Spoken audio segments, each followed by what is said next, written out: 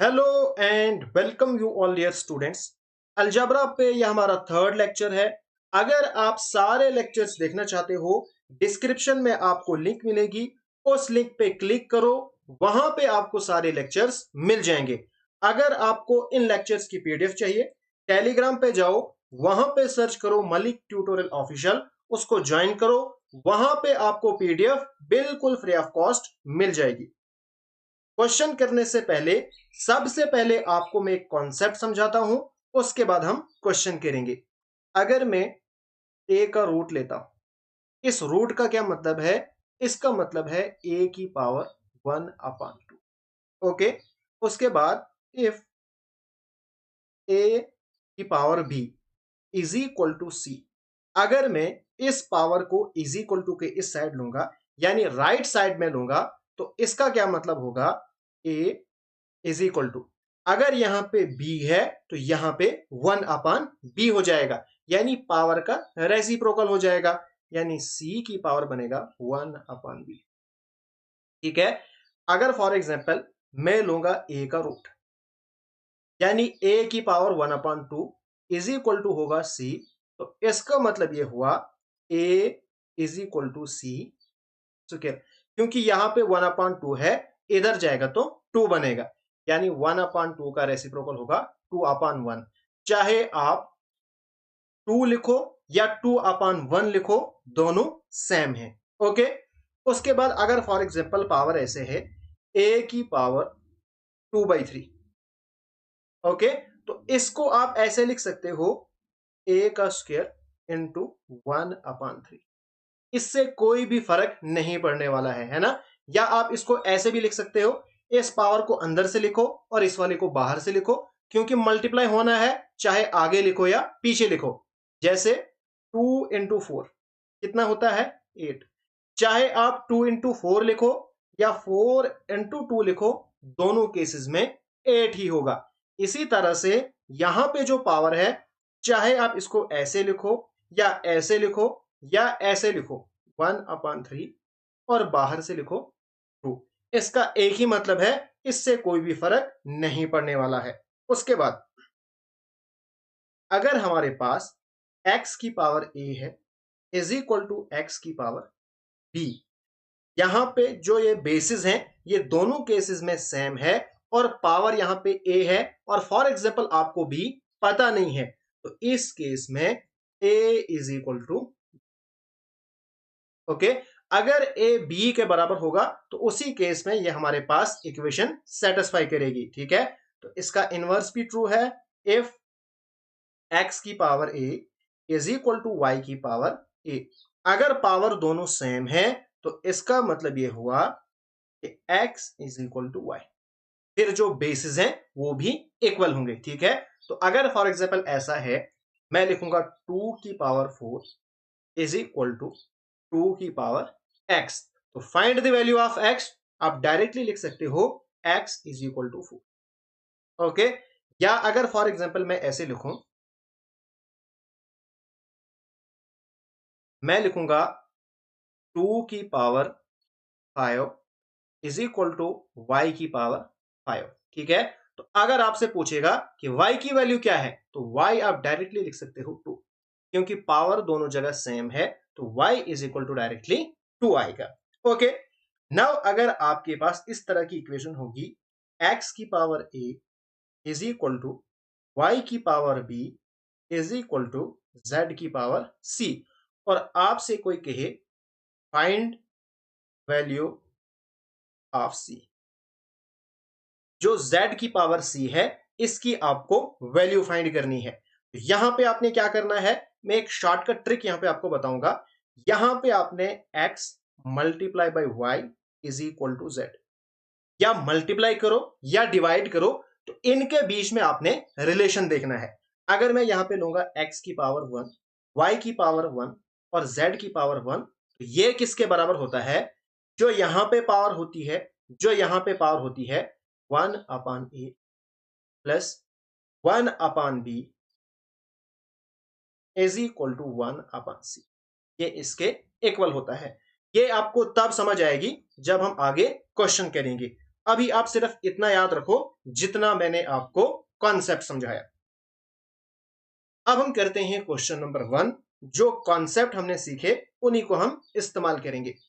हमारे पास है इफ 7 की power a is equal to 11 की power b is equal to 77 की power c, then find the value of c। हमने इस c की वैल्यू फाइंड करनी है। सबसे पहले आपने क्या करना है, 7, 11 एंड 77 इनके बीच में या मल्टीप्लीकेशन का कोई रिलेशन देखना है या डिवाइड का। मुझे यहां पे एक रिलेशन दिख रहा है। अगर मैं 7 इंटू 11 करूंगा ना तो हमारे पास आएगा 77। 7 11 जार 77। 7 की पावर यहां पे 1 है, 11 की पावर 1 है, 77 की पावर 1 है। यहां पे हमारे पास c की वैल्यू क्या आएगी, c ये हमारे पास आएगा 1 upon a plus 1 upon b is equal to 1 upon c. तो यहां से आराम से आप सी की वैल्यू निकाल सकते हो। इन दोनों का एलसीएम क्या आएगा, ये हमारे पास आएगा ए बी, फिर क्रॉस मल्टीप्लीकेशन लगेगी, ऊपर से आएगा ए प्लस बी, चाहे आप बी प्लस ए लिखो या ए प्लस बी दोनों सेम है, इज इक्वल टू 1 अपान सी। अब मुझे चाहिए सी की वैल्यू, तो यहां पे मैं रेसिप्रोकल करूंगा। हमारे पास आएगा a b upon a plus b is equal to c upon 1 यानी सी। तो ये हमारे पास आ गया correct answer, that is first option is the correct answer.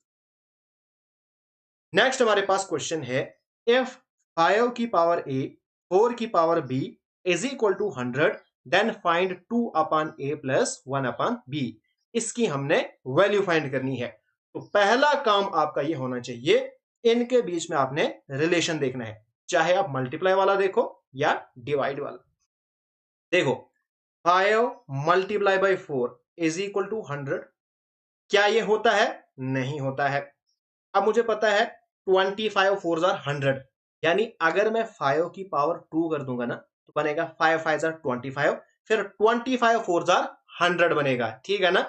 बस ये हमारे पास रिलेशन निकल के आ गया। यहां पे 4 की पावर 1, 100 की पावर 1। नेक्स्ट हम क्या करते हैं, दिस अपान दिस, यानी जो यहां पे पावर होती है जो यहां पे होती है, यानी 2 upon a plus 1 upon b is equal to फिर 1 अपान 1। यहां पे सी होता था लेकिन इस वक्त यहां पे हमारे पास कुछ नहीं है, तो 1 अपान 1। ओके, तो 2 अपान ए 1 अपान बी, यही तो हमने निकालना था, 1 अपान 1 यानी is equal to 1, which is required answer, यानी B option is the correct answer. Next हमारे पास क्वेश्चन है, इफ 2 की पावर ए 3 की power B is equal to 12 की पावर सी, हमने ये फाइंड करना है। यहां पे भी हम सबसे पहले ढूंढेंगे रिलेशन। जरा मुझे बताओ, 2 इंटू 3 इज इक्वल टू 12, यहां पे हम क्या करेंगे, क्योंकि 3 2 जार होता है 6, 12 तो नहीं आएगा, लेकिन अगर मैं 2 की पावर 2 करूंगा ना, क्योंकि 2 2 जार 4 बनेगा है ना, फिर 4 3 जार 12 हो जाएगा है ना। तो यहां पे मैं 1 और 1, अब करो 2 upon a plus 1 upon b is equal to 1 upon c. Okay, यहां पे मुझे क्या चाहिए, यहां पे मुझे चाहिए c into a plus 2 b upon a b. तो यहां पे मुझे थोड़ा सिंप्लीफाई करना पड़ेगा। इसका आप निकालो एलसीएम, हमारे पास आएगा ए बी, फिर क्रॉस मल्टीप्लीकेशन तो आएगा 2b और यहां plus is equal to 1 upon सी। यहां पे इन्होंने सी से भी मल्टीप्लाई किया है, अगर मैं यहां पे सी से मल्टीप्लाई करूंगा, लिखूंगा मल्टीप्लाइंग बोथ साइड बाई सी, तो हमारे पास आएगा सी इंटू, चाहे आप 2b प्लस ए लिखो या a प्लस 2b, इससे कोई मसला नहीं होने वाला है। तो यहां पे भी मैं सी अपान सी, यानी मैंने बोथ साइड सी से मल्टीप्लाई किया, ये और ये हो गया कैंसल, आया 1। यही तो मुझे निकालना था, c into a plus 2b upon a b, which is the required answer, that is D option is the correct answer.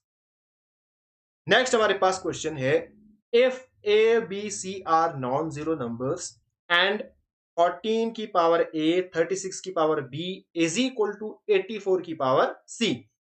यहां पे हमने निकालना है 6b इंटू 1/c माइनस ये, ठीक है। यहां पे सबसे पहला काम है, हमने रिलेशन देखना है। तो 14 इंटू 36 इज इक्वल टू 84। जरा मुझे अब बताओ कैसे हमारे पास 84 आएगा।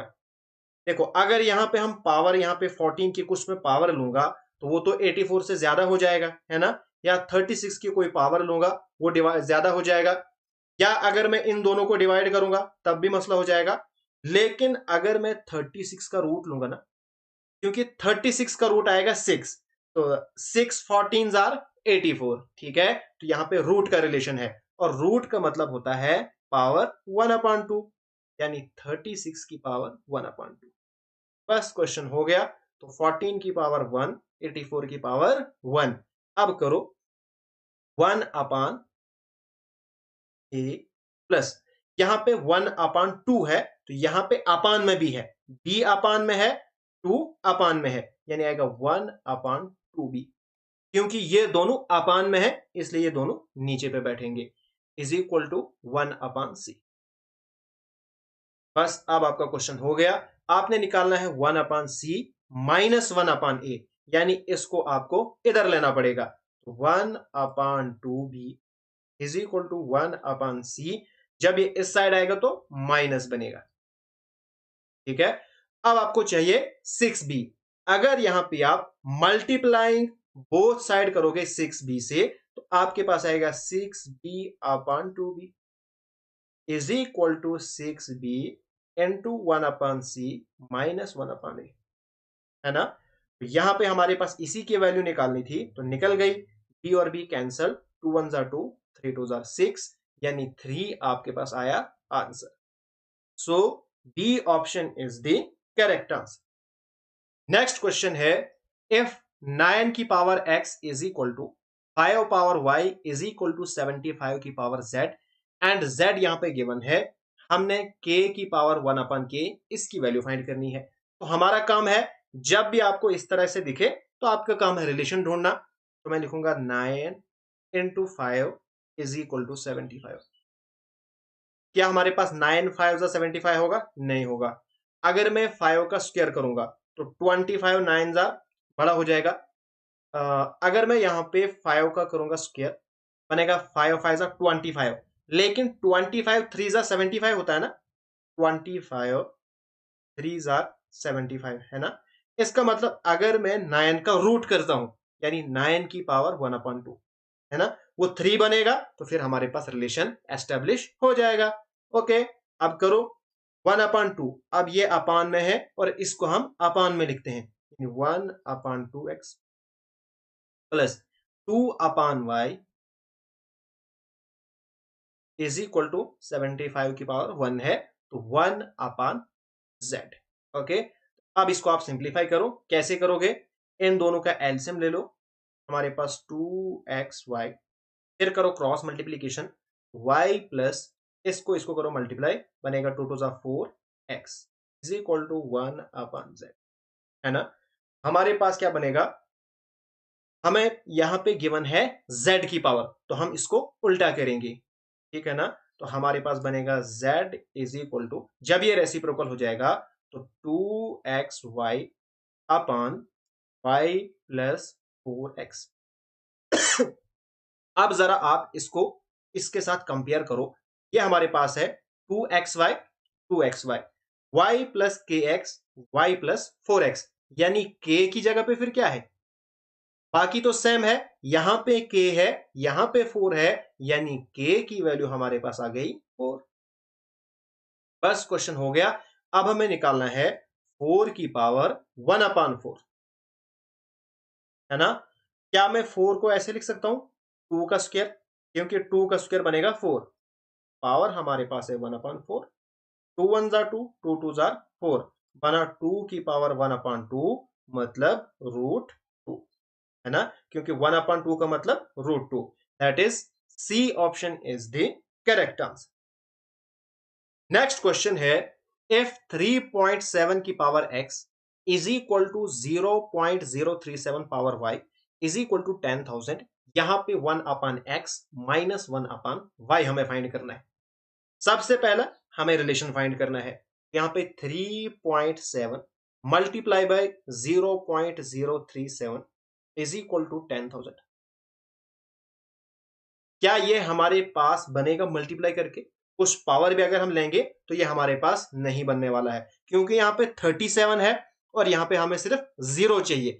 ये हमारे पास तब आएगा जब हम इनको डिवाइड करेंगे, क्योंकि डिवाइड से ये खत्म हो जाएंगे। ठीक है, तो यहां पे मैं क्या करूंगा, डिवाइड करूंगा, यानी 3.7 divided by 0.037 is equal to, अब देखो यहां पे मैं कैसे करूंगा, इसको मैं 37/10 लिख सकता हूं ना, क्योंकि यहां पे जो हमारे पास डेसिमल है इसका आएगा 1, इसके बाद एक डिजिट है तो एक जीरो, फिर होल अपान में इसको भी कन्वर्ट करो, आएगा 37/1। यहां पे डेसिमल है, इसके बाद तीन डिजिट है यानी 3 जीरो। ओके, ये जब ऊपर जाएगा यानी ये डिवाइड में है, जब मल्टीप्लाई में जाएगा तो रेसिप्रोकल हो जाएगा। हमारे पास बनेगा 37/10 इंटू 1000/37। ये और ये हो गया कैंसल, ये zero cancel, is equal to 100। यानी इसको सॉल्व करके हमारे पास 100 आता है, लेकिन हमें चाहिए 4 जीरो। 4 जीरो कब आएंगे? जब इसका मैं स्क्वायर करूंगा। इसका स्क्वायर मतलब इनका आपने स्क्वायर करना है, फिर हमारे पास बनेगा 10,000। ओके, बस अब आप करो, यहां पे हमारे पास 2 की पावर 2/x। अब देखो ये डिवाइड में है ना, जब डिवाइड में होगा फिर बीच में माइनस आएगा। मल्टीप्लाई करोगे तो प्लस आएगा, डिवाइड करोगे तो माइनस आएगा, बाकी सेम टू सेम वैसे ही करना है। तो 2/y इज इक्वल टू 1/1। ठीक है, यही तो हमें निकालना था, नहीं हमें निकालना था 1/x माइनस 1/y। तो अगर हम 2 को कॉमन निकालेंगे, हमारे पास आएगा 1/x minus 1/y is equal to 1। 2 जब इस साइड बनेगा, यहां पे मल्टीप्लाई में है, इधर जाके डिवाइड बनेगा, यानी बनेगा 1/2 विच is the required answer, that is A option is the correct answer. Next मैं आपको एक छोटा सा कॉन्सेप्ट समझाता हूं, उसके बाद हम करेंगे क्वेश्चन नंबर 7। अगर आपके पास a plus b upon a minus b, यानी जो यहां पे है वही नीचे पे है, सिर्फ डिफरेंस है प्लस और माइनस का, और बीच में है plus a minus b upon a plus b, इसी का रेसिप्रोकल यहां पे है। ठीक है, यहां पे a plus b, a minus b, यहां पे a minus b upon a plus b. इसको आप एलसीएम निकाल के भी कर सकते हो, लेकिन वो लेंथी हो जाएगा। मैं यहां पे आपको शॉर्टकट बताता हूं, ये इक्वल होता है twice of a square plus b square upon a square minus b. Okay, ये आपको सीधा याद रखना है।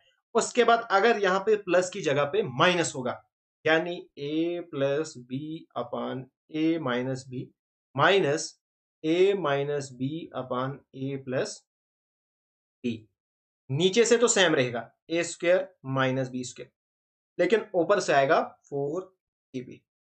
बस ये दो कॉन्सेप्ट आपको याद रखने हैं। अगर इस तरह का क्वेश्चन आपके एग्जामिनेशन में आया तो आपकी जो कैलकुलेशन है वो इजीली तरीके से हो जाएगी, जल्दी जल्दी। क्वेश्चन हमारे पास है, इफ अंडर रूट 5 + 1, एक्स की वैल्यू यहां पे गिवन है under root 5 + 1 and under root 5 - 1, and y की वैल्यू यहां पे गिवन है, सेम है, सिर्फ रेसिप्रोकल है। यहां पे हमने वैल्यू फाइंड करनी है x square minus y square की। ओके, क्या हम x square minus y square को ऐसे नहीं लिख सकते हैं, x minus y into x plus y? ये तो हमारे पास फॉर्मूला होता है ना। यहां पे एक्स माइनस वाई, अगर यहां पे हमारे पास एक्स है और ये वाई है, पहले हम ये वाला करेंगे। हम लिखेंगे अंडर रूट 5 + 1 अपन अंडर रूट 5 - 1, और बीच में है माइनस, फिर अंडर रूट 5 - 1 अपन अंडर रूट 5 + 1। जो कॉन्सेप्ट हमने पीछे सीखा था, क्या ये उसी के बेसिस पे नहीं है? ए plus b, a minus B minus A minus B upon A plus B. तो ये किसके इक्वल होता है? जब बीच में माइनस होता है तो फिर आता है 4ab upon a square minus b square, है ना।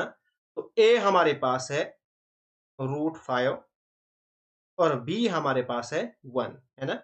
ये है √5 और 1, तो ये वैल्यू हम यहाँ पे डालेंगे। तो 4 into √5 into 1 upon a square minus b square, यानी √5 का स्क्वायर माइनस 1 का स्क्वायर। तो ये हमारे पास कितना आएगा, सिंप्लीफाई करो तो हमारे पास आएगा 4 √5 अपॉन स्क्वायर और रूट कैंसल, यहाँ पे 5 माइनस 1 दैट इज 4, ये और ये कैंसल, हमारे पास आएगा √5। ओके, अब इसी तरह से आप x प्लस वाई करो। हम जानते हैं √5 प्लस 1 अपॉन √5 माइनस 1, अब माइनस की जगह पे प्लस है, बाकी सेम टू सेम है, अपॉन √5 प्लस 1। तो करो, ये हमारे पास किसके बराबर होगा, twice of a square plus b square upon a square minus b square, है ना। तो ये हमारे पास कितना आएगा, ट्वाइस ए स्क्वायर यानी √5 का स्क्वायर आएगा हमारे पास 5, 1 का स्क्वायर 1 अपॉन नीचे से यहाँ पे 4 आया था तो ये भी 4 ही आएगा, ठीक है। यहाँ पे √5 का स्क्वायर माइनस 1 बनेगा, इज इक्वल टू 2 1 जार 2, 2 2 जार 4, 5 प्लस 1 6, दैट इज 6 अपॉन 2, 2 1 जार 2, 3 2 जार। अब आपने इन दोनों को मल्टीप्लाई करना है, यानी इन दोनों को आपने मल्टीप्लाई करना है, आएगा 3√5, यही हमारे पास आएगा answer, that is third option is the correct answer. Next हमारे पास क्वेश्चन है, बहुत ही सिंपल क्वेश्चन है एंड ये आपके एग्जामिनेशन में आने के इसके काफी चांसेस होते हैं। यहां पे क्वेश्चन है, इफ x माइनस 3 का स्क्वायर प्लस y माइनस 5 का स्क्वायर प्लस z माइनस 4 का whole square is equal to 0, आपको यहां पे वैल्यू फाइंड करनी है। अब ये क्वेश्चन एग्जामिनेशन में आने के चांसेस क्यों होते हैं, बिकॉज दिखते ये बहुत ज्यादा टफ है लेकिन होते बहुत इजी हैं। सिर्फ एक कॉन्सेप्ट यहां पे याद रखना है। देखो, ये जो हमारे पास है ना, ये सारा ये लिखा है, ये 0 के बराबर है। ये 0 के बराबर तब होगा जब ये वाला हिस्सा भी 0 के बराबर होगा, ये वाला भी 0 के बराबर होगा, ये वाला भी 0 के बराबर होगा। अगर इनमें से कोई एक भी 0 के बराबर नहीं होगा तो ये इक्वेशन 0 के बराबर नहीं होगी। अब मुझे आप एक चीज बताओ, ये जो है ना, ये कंपोनेंट x माइनस 3 की पावर 2, ये 0 के बराबर कब होगा, x की हम कौन सी वैल्यू लेंगे कि ये हमारे पास 0 के बराबर आएगा। बहुत ही सिंपल है, अगर x की वैल्यू हमारे पास 3 होगी ना तो फिर ये 0 के बराबर होगी, क्योंकि अगर मैं लिखूंगा यहाँ पे 3, तो 3 माइनस 3 तभी तो 0 होगा ना, बाकी कोई भी आप वैल्यू लो उससे ये 0 नहीं होगा। तो यही तो मुझे निकालना था, यानी x की जो हमारे पास वैल्यू आ गई वो 3 आ गई। इसी तरह से y की वैल्यू 5 तभी ये 0 होगा, एंड z की वैल्यू 4 तभी ये 0 होगा। तो यही तो मुझे निकालना था, x y z करो यहाँ पे वैल्यू पुट, एक्स स्क्वायर यानी 3 का square upon 9 plus y square यानी 5 का square upon 25 plus z square यानी 4 का स्क्वायर अपॉन 16, 3 3 जार 9, तो 9 upon 9, 5 5 jar 25, 25 upon 25 plus 16 upon, ये और ये कैंसल 1, ये और ये कैंसल, ये और ये कैंसल, 1 प्लस 1 प्लस 1, ये हमारे पास आंसर आ गया। नेक्स्ट क्वेश्चन, ये क्वेश्चन भी ऐसा ही है। ये इक्वेशन इन्होंने लिखी है 0 के बराबर, यहां पे हमने x ratio y ratio z find करनी है। अब मुझे आप एक चीज बताओ, ये जो हमारे पास है ना 3x माइनस 4y का होल स्क्वायर, ये 0 के बराबर कब होगा, ये 0 के बराबर तब होगा जब ये और ये इक्वल होंगे, यानी हमारे पास 3x is equal to 4y होगा, तभी तो ये हमारे पास 0 के बराबर होगा ना। बिल्कुल, तो यहां से हमारे पास x अपान y, अगर मैं y को इधर लूंगा बनेगा x upon y is equal to 4, और 3 को आप इस साइड लाओ बनेगा 4 अपान 3, यानी ये आपके पास बनेगा x रेशो y, ये बनेगा 4 रेशो, है ना, रेशो ही आपको निकालनी है। इसी तरह से यहां पे 5 y इज इक्वल टू होगा 2z, यानी y upon z is equal to 2/5, है ना। यानी आपके पास जो रेशो आई y ratio z is equal to 2/5। Okay, अब आपको निकालना है x ratio y ratio z। यहां पे हमारे पास x रेशो y क्या है, 4/3। यहां पे y रेशो z है 2/5। यार यहां पे y की वैल्यू है 2 रेशो में, यहां पे y की वैल्यू है 3। ये तो गड़बड़ हो गई। इन दोनों को आपको सेम बनाना पड़ेगा। अब सेम कैसे बनाओगे, आपको 2 और 3 का, 3 और 2 का एलसीएम लेना पड़ेगा। तो 3 और 2 का एलसीएम आता है 6।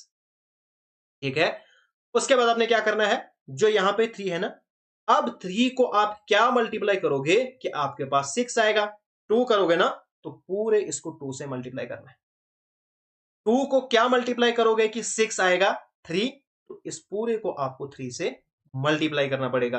अब आपके पास बनेगी x ratio y, 4 2 jar 8 ratio 3 2 jar 6, और y रेशो z आपके पास बन गई 6 रेशो 5 3 जार 15। बस अब आपका काम हो गया, निकालो x ratio y ratio z। आपके पास आएगा 8 6 और 15, यानी 8 ratio 6 ratio 15। That is A option is the correct answer. अब हम पढ़ेंगे क्वाड्रेटिक इक्वेशंस के बारे में। A x square plus b x plus c is equal to 0। ये हमारे पास general form of quadratic equation है। अब इसको क्वाड्रेटिक हम क्यों कहते हैं, यहां पे जो वेरिएबल है दैट इज एक्स, इसकी जो हाईएस्ट पावर है ना वो है 2। इसीलिए इस इक्वेशन को हम क्वाड्रेटिक इक्वेशन कहते हैं। एक्स स्क्वायर के पीछे जो ए है ये कोफिशिएंट ऑफ एक्स स्क्वायर है, एक्स के पीछे बी है ये कोफिशिएंट ऑफ एक्स है, एंड सी हमारे पास कांस्टेंट है। अब मैंने लिखा है ये जो राइट साइड से है ये लेफ्ट साइड, सॉरी ये जो लेफ्ट साइड से है ये राइट साइड के इक्वल है, यानी दिस इज इक्वल टू 0। यहां पे x की कुछ वैल्यू होगी जिसको पुट करने से ये इक्वेशन 0 के बराबर होती है।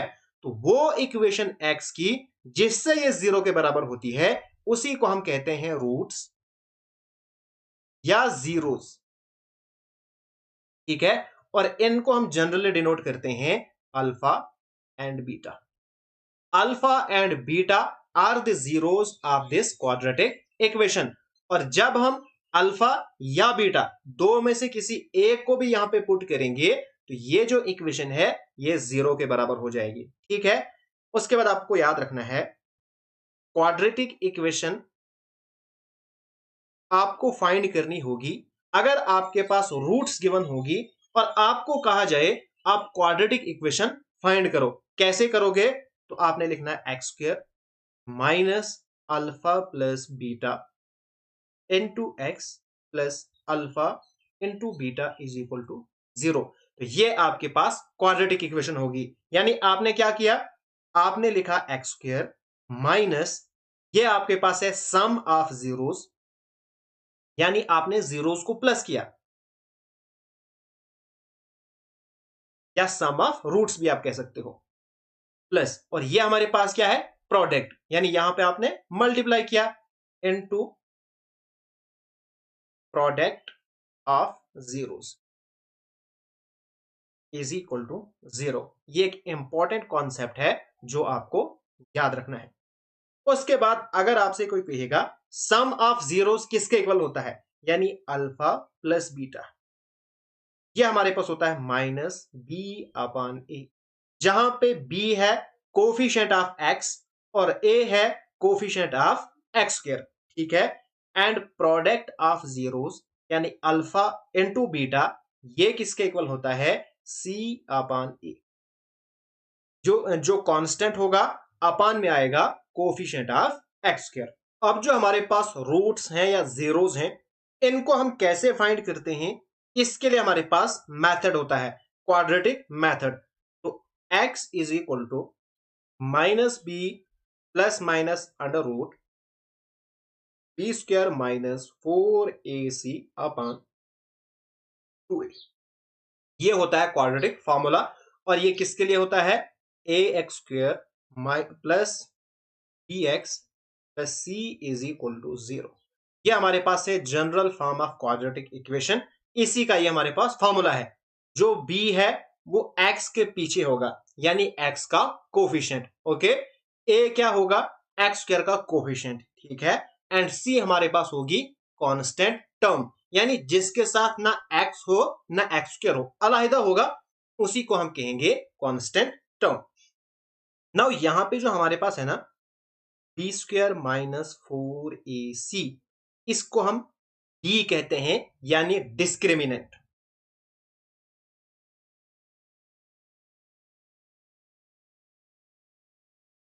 इससे हमें पता चलता है नेचर ऑफ रूट, यानी जो हमारे पास रूट्स आएंगे या जो जीरोस आएंगे वो कैसे होंगे। आइदर वो इमेजिनरी होंगे, इक्वल होंगे, डिस्टिंक्ट होंगे, रियल होंगे, कैसे होंगे वो हमें इसी से पता चलता है। नाउ यहां पे मैंने 3 केसेस लिए हैं। If D is equal to 0, यानी जो डिस्क्रिमिनेंट है अगर वो 0 के बराबर होगा तो फिर हमारे पास क्या होगा? देखो, x is equal to minus b plus minus under root D, है ना। डी किसके इक्वल होगा? B square minus 4ac। ये हमारे पास फॉर्मूला है अपॉन 2a। अगर ये जो डिस्क्रिमिनेंट है ये 0 के बराबर हो जाएगा तो यानी हमारे पास यहां पे क्या बनेगा? 0, है ना। यहां पे हमारे पास इस वक्त बनेगा माइनस बी प्लस माइनस 0, यानी माइनस बी अपॉन 2। चाहे आप 0 के साथ प्लस करो या माइनस करो, इससे कोई भी फर्क नहीं पड़ेगा। तो हमारे पास जो रूट्स आएंगे रियल आएंगे एंड इक्वल आएंगे, क्योंकि यहां पे जो प्लस माइनस था वो आगे था, तो यहां पे दोनों क्या होंगे? इक्वल होंगे। तो पहला कॉन्सेप्ट ये याद रखना है।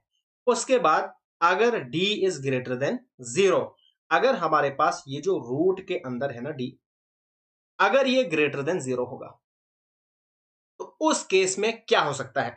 अब देखो formula, x is equal to minus b plus minus under root b square minus 4ac upon 2। अब यहां पे जो रूट के अंदर है बी स्क्वेयर माइनस 4ac, यानी डिस्क्रिमिनेंट अगर ग्रेटर देन 0 होगा तो ये क्या क्या हो सकता है? अब ये हमारे पास फॉर एग्जांपल यहां पे 4 हो सकता है, या ऐसी टर्म जो क्या होगी? परफेक्ट स्क्वायर होगी। जब ये हमारे पास परफेक्ट स्क्वायर होगा तो 4 का रूट कितना आएगा? 2।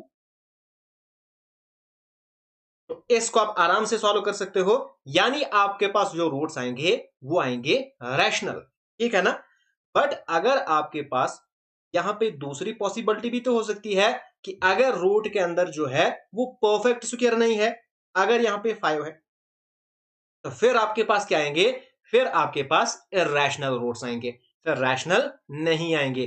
तो जब d ग्रेटर देन 0 होगा तो फिर d अगर परफेक्ट स्क्वायर होगा तो रैशनल रूट्स, अगर परफेक्ट स्क्वायर नहीं होगा तो इरेशनल रूट्स। क्योंकि कभी कभार एग्जामिनेशन में डायरेक्ट इससे क्वेश्चन बनते हैं, इसलिए यहां पे मैं आपको ये सिखा रहा हूं। उसके बाद if d is less than 0, अगर ये हमारे पास लेस देन 0 होगा, लेस देन 0 मतलब फॉर एग्जांपल माइनस रूट 5। तो रूट के अंदर जब माइनस होता है ना, माइनस रूट 5, तो ये हमारे पास बनता है आयोटा। अंडर रूट माइनस 1 की वैल्यू होती है आयोटा, एंड ये होता है इमेजिनरी नंबर, बिकॉज ये आ ही नहीं सकते। क्यों नहीं आ सकते हैं? जैसे मैं आपको बताता हूं, अंडर रूट -4, जरा मुझे निकाल के दो अंडर रूट -4। आप कहोगे सर इसका आएगा -2, नहीं आएगा -2। अंडर रूट का मतलब है -2 को आप 2 बार मल्टीप्लाई करो, माइनस माइनस तो प्लस बनेगा, यहां तो हमारे पास माइनस चाहिए, इसलिए ये आता ही नहीं है। इनको हम कहते हैं इमेजिनरी नंबर, ठीक है, या कॉम्प्लेक्स नंबर, ठीक है। तो जब हमारे पास डिस्क्रिमिनेंट लेस देन 0 होगा तो रूट के अंदर आएगा माइनस, तो उस केस में हमारे पास कॉम्प्लेक्स एंड डिस्टिंक्ट हमारे पास रूट्स आएंगे, ठीक है। डिस्टिंक्ट क्यों आएंगे? क्योंकि प्लस और माइनस है। जैसे यहां पे मैं लिखूंगा एक बार minus b plus under root -5 upon 2, दूसरी बार माइनस आएगा तो माइनस बी, ये वाला माइनस अंडर रूट -5 अपॉन 2। इस वजह से ये डिस्टिंक्ट आते हैं, ठीक है। इक्वल सिर्फ एक ही केस में आएंगे, वो तब आएगा जब हमारे पास d इज इक्वल टू 0 होगा। ओके, अब हम करेंगे क्वेश्चंस। पहला ही क्वेश्चन हमारे पास है, what is the quadratic equation whose roots are 5 and 2। यहां पे हमने क्वाड्रेटिक इक्वेशन बतानी है एंड रूट्स हमारे पास गिवन है। अल्फा इज इक्वल टू 5 और बीटा, ये हमारे पास रूट्स होते हैं, इज इक्वल टू 2। जब हमारे पास रूट्स गिवन होते हैं तो हम कैसे निकालते हैं क्वाड्रेटिक इक्वेशन? हमें पता है x square minus alpha plus beta x, और यहां पे मल्टीप्लाई, तो x square minus 5 plus 2 x plus 5 multiply by 2 is equal to 0। तो हमारे पास बनेगा x square minus 5 plus 2 7 x plus 5 two 10 is equal to 0। यानी ये हमारे पास थर्ड ऑप्शन आएगा करेक्ट आंसर। नेक्स्ट क्वेश्चन है, the roots of a quadratic equations are, यहां पे हमारे पास रूट्स गिवन है, then equation can be written as, उसके बाद हम इक्वेशन कैसे लिख सकते हैं? पहले रूट को हम लेंगे x इज इक्वल टू 5/3, है ना। अगर हम इसको इस साइड लेंगे तो हमारे पास क्या बनेगा? x माइनस 5/3, है ना। यहां पे कुछ रहेगा ही नहीं तो यहां पे 0। ओके, अगर मैं इसको इसके साथ मल्टीप्लाई करूंगा तो हमारे पास आएगा 3x minus 5/3 is equal to 0। इस 3 को इस साइड भेजो, ये खत्म हो जाएगा, आपके पास बचेगा 3x माइनस 5। ओके, ये आपके पास एक आया। अब दूसरे को पकड़ो, x इज इक्वल टू -3/10, ठीक है। ये जब इस साइड आएगा बनेगा x plus 3/10 is equal to, अब इसको इसके साथ भी मल्टीप्लाई लगेगी, फिर ये 0 के साथ खत्म भी हो जाएगा, तो मल्टीप्लाई करके बनेगा 10x प्लस 3। ये आपके पास दो आए, तो एक हमारे पास 3x माइनस 5 और दूसरा 10x प्लस 3। तो हमारे पास 3x माइनस 5 10x प्लस 3, यानी second option is the correct answer.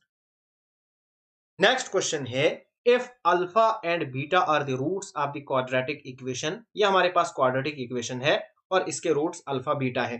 यहां पे हमने ये फाइंड करना है, यानी twice of alpha beta into alpha plus beta.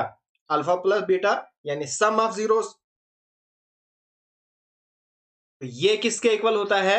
ये हमारे पास होता है -b/a, है ना। जहां पे a x square plus b x plus c is equal to 0। जो b है ये x का कोफिशिएंट होता है, तो हमारे पास जो इक्वेशन है यहां पे x का कोफिशिएंट है माइनस, ये वाला माइनस इंटू -4 प्लस √5, ये हमारे पास यहां पे है, ठीक है ना। तो अपान में आएगा a यानी एक्स स्क्वायर का कोफिशिएंट, यानी 5 प्लस √2। यहां पे दो माइनस है, माइनस माइनस प्लस, तो ये हो जाएंगे खत्म। ओके, ये बना 4 प्लस √5 अपान 5 प्लस √2। ये हमारे पास बना अल्फा प्लस बीटा। अब हमें निकालना है अल्फा इंटू बीटा। ये किसके इक्वल होता है? c/a, यानी जो कांस्टेंट है जिसके साथ एक्स वैक्स कुछ नहीं है, तो वो हमारे पास है यहाँ पे 8 प्लस 2√5 अपान a, ये हमारे पास है 5 प्लस √2। ओके, अब हमने क्या करना है, यहां पे इन दोनों को करना है डिवाइड, तो twice of alpha into beta, यानी जो प्रोडक्ट है ये आएगा, यानी 8 प्लस 2√5 अपान 5 प्लस √2, ठीक है। फिर आएगा डिवाइड में, ठीक है। यहां पे मैं डिवाइड नहीं करूंगा बल्कि करूंगा मल्टीप्लाई। जो ये है ना, इस तरह से इसको हम कहते हैं डिवाइड। जब डिवाइड कन्वर्ट होता है मल्टीप्लाई में, इसके आगे जो आएगा ना, यानी अल्फा प्लस बीटा, इसका इनवर्स हो जाएगा। अल्फा प्लस बीटा है 4 प्लस √5 अपान 5 प्लस √5। अब ये उल्टा हो जाएगा, बनेगा 5 प्लस √2 अपान 4 प्लस √5, ठीक। ये और ये हो गया कैंसल, इज इक्वल टू, अगर मैं यहां से 2 कॉमन निकालूंगा तो बाहर बनेगा 4, क्योंकि एक 2 अंदर से आएगा, एक ऑलरेडी बाहर पे है। जब यहां से 2 निकलेगा अंदर बचेगा 4 प्लस रूट 5। अपान में भी है 4 ये वाला प्लस रूट 5। ये और ये हो गया कैंसल, आपके पास आया 4 answer. That is second option is the correct answer. Next question है one root of the equation 5x² plus 2x plus q is equal to 2 is reciprocal of another. What is the value of q square? यहां पे हमने q की value find करनी है, तभी जाके हम q स्क्वायर फाइंड कर सकते हैं, ठीक है ना। एंड यहां पे कंडीशन गिवन है कि एक रूट दूसरे का रेसिप्रोकल है। पहले हमारे पास जो इक्वेशन है इसको हम तरीके से लिखेंगे, तो हमारे पास आएगा 5x² plus 2x plus Q. 2 को इस साइड लूंगा मैं, क्योंकि जो इज इक्वल टू के इधर यानी राइट साइड में है वो हमारे पास 0 होता है। -2 बनेगा इज इक्वल टू 0। अब जो हमारे पास कांस्टेंट होता है ना, यानी ax² plus bx plus c, तो a हमारे पास है 5, b हमारे पास है 2 और c हमारे पास है q-2, क्योंकि ये है जो x के अलावा बैठा है, तो ये हमारे पास कांस्टेंट टर्म है।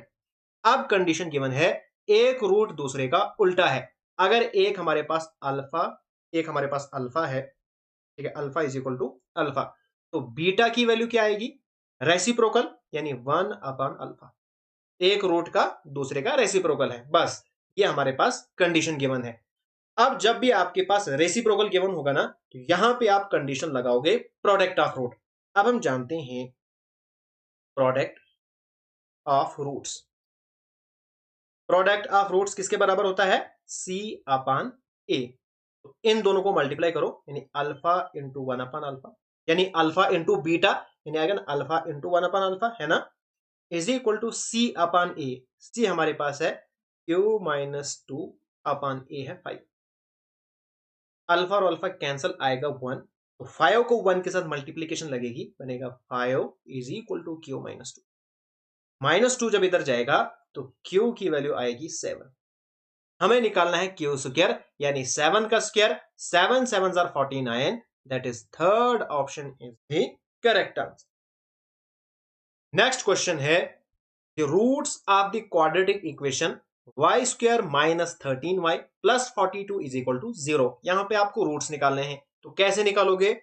y is equal to -b plus minus under root b² - 4ac/2a। अब आपके पास जो a है, यानी y² का कोफिशिएंट वो है 1, b आपके पास है -13, c आपके पास है 42, है ना, ये बनेगा। अब माइनस बी, एक ये वाला माइनस, एक यहां पे इसका साथ में है ना, माइनस माइनस प्लस, मैं सीधा लिखूंगा 13 plus minus under root b² यानी 13 का स्क्वायर बनेगा 169 -4 इंटू ए हमारे पास है 1 इंटू सी आएगा 42 upon 2 into a that is 1। यह हमारे पास आएगा 13 plus minus under root 169 minus, अब 42 4 जार कितना होता है? ये होता है 16, तो अपान बनेगा 2।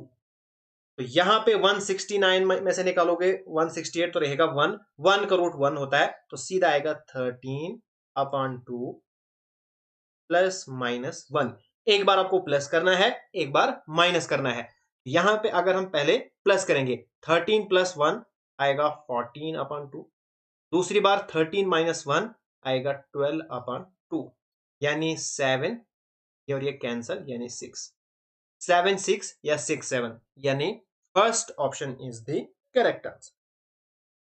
नेक्स्ट हमारे पास क्वेश्चन है if x² plus kx plus k is equal to 0 has repeated roots then the value of k will satisfy. यहां पे हमने k की वैल्यू फाइंड करनी है और क्वेश्चन गिवन है कि इसके जो रूट्स है ना वो रिपीटेड रूट्स है। अब मुझे आप बताओ कोई चीज रिपीट कब होती है? जब इक्वल होती है, यानी अगर फॉर एग्जांपल यहां पे 5 आया है, आगे फिर 5 आएगा, यानी रिपीट हो गया, तो रिपीटेड रूट्स तब होंगे जब दोनों रूट्स इक्वल होंगे, इक्वल रूट्स। तो आप मुझे बताओ जब दो रूट्स इक्वल होते हैं तो उस केस में डिस्क्रिमिनेंट यानी डी किसके इक्वल होता है? वो जीरो के इक्वल होता है। बिकॉज जब D is equal to zero होता है तभी हमारे पास रूट्स इक्वल होते हैं, वरना किसी में रूट्स इक्वल नहीं होते हैं। तो जब डिस्क्रिमिनेंट जीरो होगा यानी b square minus 4ac is equal to zero. तो बी हमारे पास है यानी एक्स का कोफिशिएंट के, तो k square minus 4a, x square का कोफिशिएंट 1 एंड टू सी, ये है कांस्टेंट, ये भी है के, इज इक्वल टू जीरो। तो k square minus 4k is equal to zero. यहां पे के आप निकालो कॉमन, अंदर बचेगा k minus 4 is equal to zero. तो यहां पे आपके पास रूट्स क्या आएंगे? तो के इज इक्वल टू जीरो और के इज इक्वल टू 4, क्योंकि जब आप लिखोगे k minus 4 is equal to zero तो के की वैल्यू आएगी 4 जब आप इसको इधर लाओगे। तो हमारे पास k is equal to zero and k is equal to 4, यानी third option is the correct answer.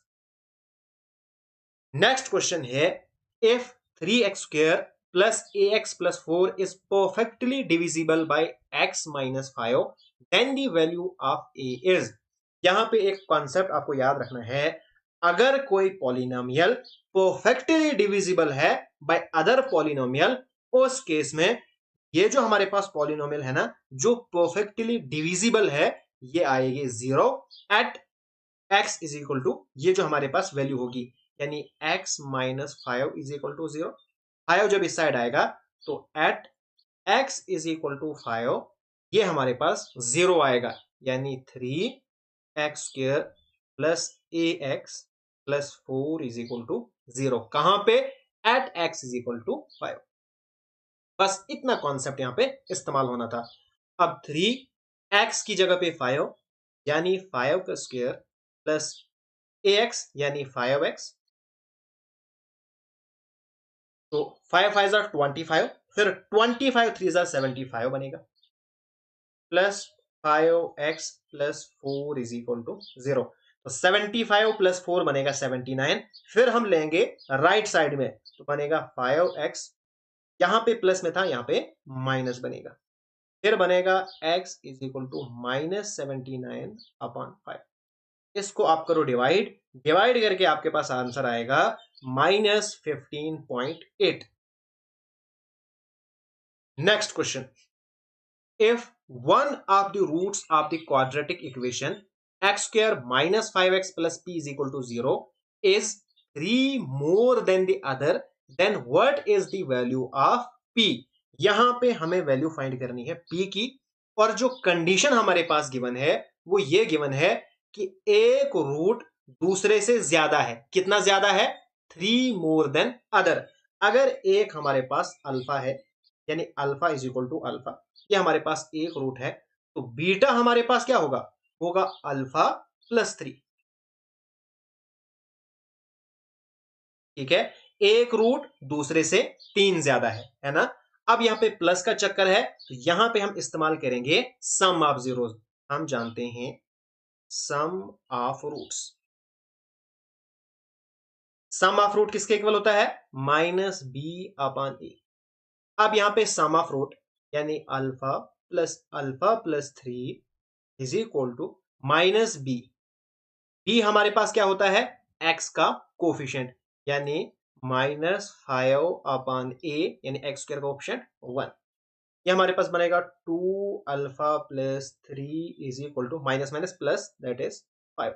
3 जब इस साइड आएगा तो माइनस बनेगा 2 अल्फा, ठीक है।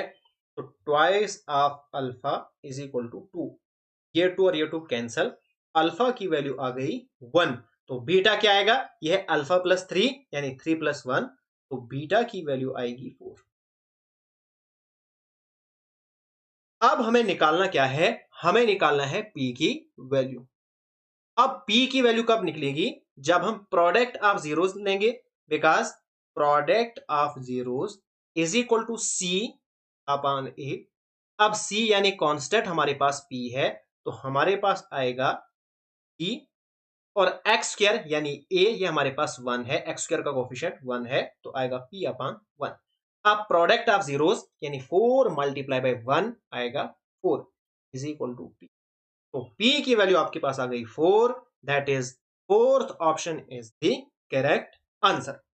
आज का लेक्चर यहीं पे खत्म होता है। अगर आपको ये वीडियो पसंद आए तो प्लीज इस वीडियो को लाइक जरूर कीजिएगा। अभी तक अगर आपने मेरा चैनल सब्सक्राइब नहीं किया है, सब्सक्राइब जरूर कीजिएगा। Thanks for watching.